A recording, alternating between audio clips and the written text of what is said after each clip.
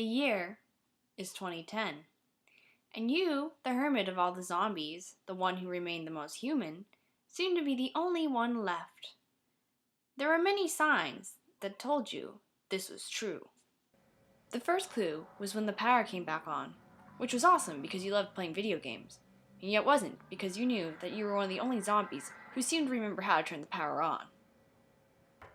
Your second clue was the absence of your friends, who faithfully fed you scraps of meat they decided not to consume.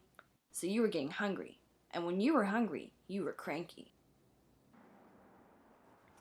Clue number 3. When you used to go out, on rare occasions when the zombie apocalypse was at its peak, humans would run up to you in desperation thinking you were a human as well. But you were really just a nicely dressed zombie who didn't like to look sloppy. So, the last time you went out, no one paid attention to you.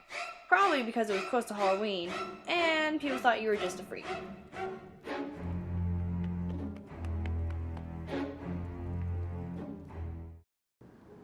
So what do when you look out your window and realize society has returned to the norm, and you, unfortunately, are probably the last zombie? Well, you're not quite sure. All you know is that you want to survive. MCAD Fresh Meat Student Amateur Films presents How to Survive a Human Apocalypse, brought to you by the MCAD Media Center Video HD Camera. On the agenda, we have the do not and do of attire, do-it-yourself makeup tutorial, claiming your territory, knowing your prey, going in for the kill, and Brittany will be our guest zombie from the beginning. The do not and do about attire. Do not wear bloody clothes, expose flesh wounds, or look abnormally unclean.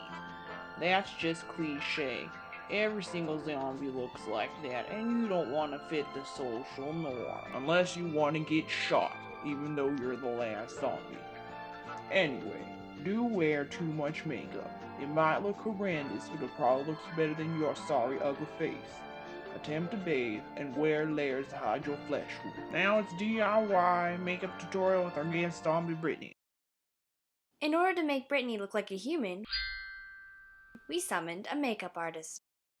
Although this makeup artist encourages Brittany, you will probably have to apply the makeup yourself without encouragement.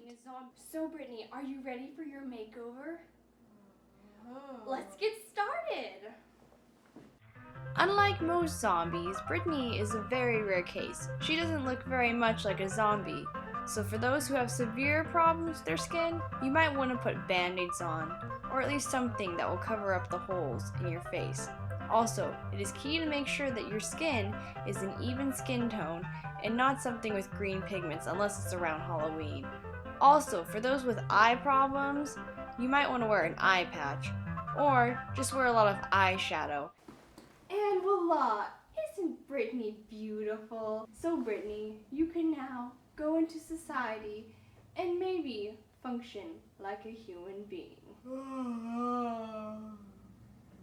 Here's our Claiming Your Territory segment, which I suggest picking a college because most of the kids look dead anyway and you don't surprise them. Just saying. Hey, is this spot taken? Okay, well, I'm gonna sit here. Sure. I mean, all the stuff is right here. You look really tired. When was the last time you slept?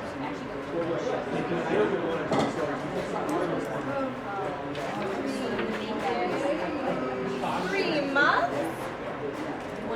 I don't think that's healthy. And here's the Knowing Your Prey segment.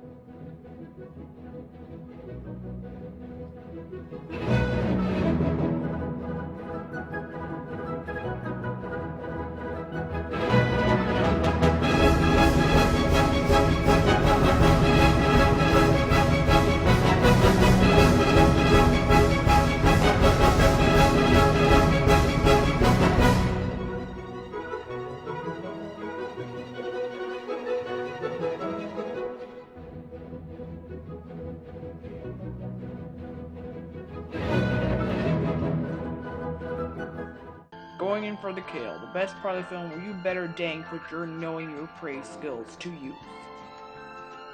So like, these people have been telling me that someone is following me, and that's kind of scary. So I work in the Morrison building, and you know, right there, business office, and maybe it's haunted. I mean, I've heard some people say that the Morrison building is haunted, so maybe it's like a ghost. I don't know. Like, I could be stalked by a ghost. Or a zombie.